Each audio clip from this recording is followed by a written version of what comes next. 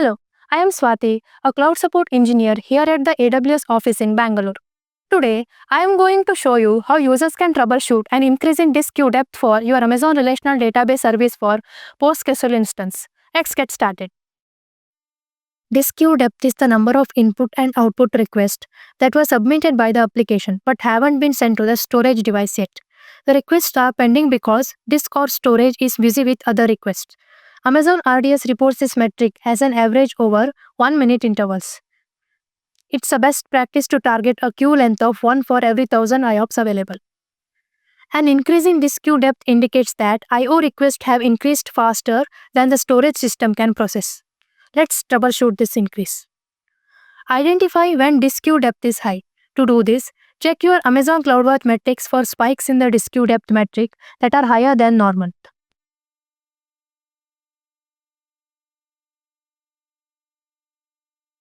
Check if your read IOPS, write IOPS, read throughput, and write throughput metrics are reaching the limits for your instance types.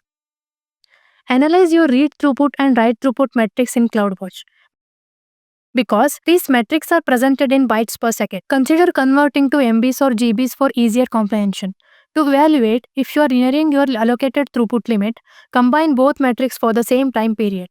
Similarly, keep a close eye on your read IOPS and write IOPS metrics. This represents I/O operations per second. To determine if you are approaching or surpassing your allocated IOPS capacity, add these metrics together for a specific time frame. If the EBS byte balance percentage, burst balance, or EBS I/O balance percentage metrics approach or reach 0%, then you are experiencing high levels of throughput and IOPS consumption. This situation suggests that you are using your available I/O credits at a rapid rate, which leads to performance throttling. Now let's check the storage type and size.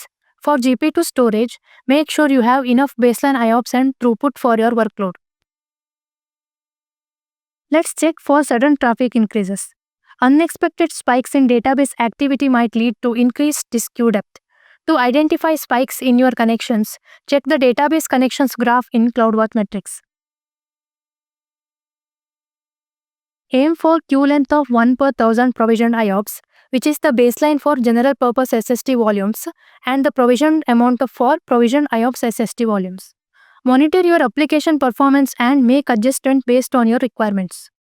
If your instance isn't reaching throughput or IOPS limits but still has high latency, then you might be experiencing microbursting. Turn on enhanced monitoring at 1 second granularity to identify this. If it is not at 1 second granularity, you can do this by modifying the instance.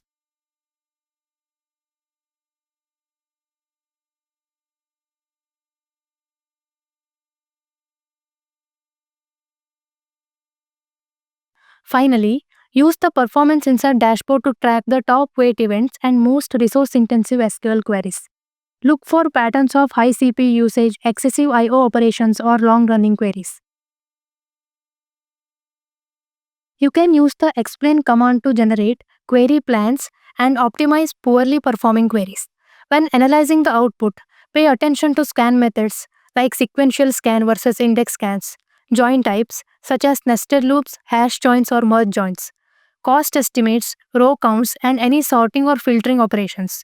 Look for opportunities to add indices, rewrite queries, or update statistics based on these insights. Thanks for watching and happy cloud computing from all of us here at AWS.